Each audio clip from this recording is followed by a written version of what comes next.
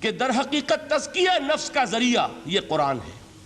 سینوں میں جو روگ ہیں، حب دنیا، حب مال، حب شہرت، حب اقتدار، جس کو کہ ایڈلر کہتا ہے دی ارج ٹو ڈومینیٹ، میرا غلبہ ہو، میرا تسلط ہو، میں نمایاں ہو جاؤں، میری حکومت بن جائے، اختیار میرے ہاتھ میں آ جائے، دی ارج ٹو ڈومینیٹ۔ یہ ساری ارجز ہیں ہماری در حقیقت جس سے فساد رونما ہے۔ یہ حب مال ہے جس کی وجہ سے ہمارے اندر تنافس ہے۔ الہاکم التکاثر حتی زرتم المقابر، یہ کثرت اور بہتات کی طلب تمہیں غافل کیے رکھتی ہے یہاں تک کہ قبروں تک جا پہنچتے ہو۔ آنکھ انسان کی کھل نہیں پاتی۔ جس کے پاس 10 نسلوں کے لیے کھانے کو موجود ہے، اس کی بھی حرص جو ہے اور مزید کا لالچ جو ہے وہ ختم نہیں ہوتا۔ یہ چیزیں ہیں اصل روگ۔ ان دلوں کے روگوں کا اور سینوں کے اندر کے ان امراض کا علاج قرآن ہے۔ یا ایھا الناس قد جاءتکم موعظۃ من ربکم وشفاء لما فی الصدور۔ اب جب یہ دو چیزیں ہو جائیں گی، اب تیسرا لفظ ہے ہدن۔ ہدایت بیکار ہے جب تک دل میں گداز نہ ہو، ہدایت بیکار ہے جب تک کہ نیت درست نہ ہو۔ کوئی شخص بڑا عالم ہے لیکن اپنے علم کو اس نے ذریعہ بنایا ہے دنیا کمانے کا، تو در حقیقت یہ قرآن اس کے حق میں ہدایت نہیں ہے، اس کے حق میں عذاب خدا بندی کا ذریعہ بن رہا ہے۔ حضور نے خود فرمایا القرآن حجت لک او علیک، یہ قرآن یا تمہارے حق میں حجت ہے یا تمہارے خلاف حجت بنے گا قرآن کے قیامت کے دن۔ اس لیے کہ ایک شخص اس کو دنیا کمانے کا ذریعہ بنا رہا ہے، ایک شخص اس کو شہرت کے حصول کا ذریعہ بنا رہا ہے، ایک شخص علم کو ذریعہ بنا رہا ہے دنیا میں نمایاں ہونے کا، اپنی تعریف کا۔ حضور نے فرمایا کہ قیامت کے دن سب سے پہلے 3 افراد کا معاملہ پیش ہوگا عدالت خدا بندی میں۔ ایک وہ جو بڑا عالم سمجھا جاتا تھا، اس سے بڑا علم پھیلا۔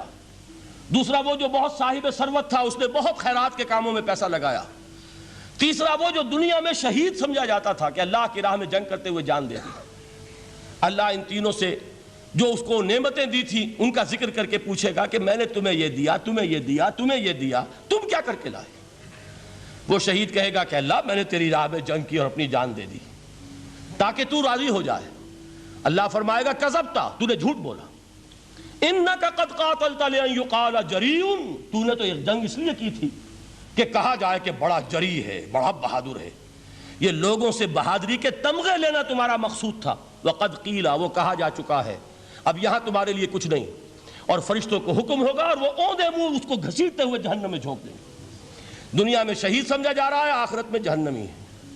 یہی حال اس عالم کا ہوگا، یہی حال اس دولت مند کا ہوگا۔ تم نے یہ علم پھیلایا تھا کہ تمہارے علم کا چرچا ہو جائے، تمہاری شہرت ہو جائے، لوگ تمہاری دست بوسی کرنے لگیں، لوگ تم سے جھک کر ملیں۔ وہ دنیا میں ہو گیا، تمہارا مطلوب مل چکا، تمہارا مقصود حاصل ہو چکا، اب یہاں کچھ نہیں۔ تو جان لیجئے کہ جب تک دلوں کے روگ درست نہ ہوں، علم بیکار ہے، ہدایت قطعاً غیر مفید ہے۔ پہلے دلوں کا کرسٹ اترے، اس کی سختی دور ہو، یہ ہے موعظہ۔ دلوں کے اندر سے حب جاہ، حب دنیا، حب مال نکلے، یہ ہے تزکیہ۔ شفاء لما فی الصدور، اب ہدایت خدا بندی، اب راستہ آپ دیکھیں گے اور اس راستے پر چلیں گے۔ یہ ہدایت جو ہے دنیا میں، یہی آخرت میں رحمت کی شکل میں ظاہر ہوگی۔ جنہوں نے اس قرآن کی ہدایت سے فائدہ اس دنیا میں اٹھایا، آخرت میں رحمت خدا بندی کی بدلیاں ان پر سایہ کریں گی۔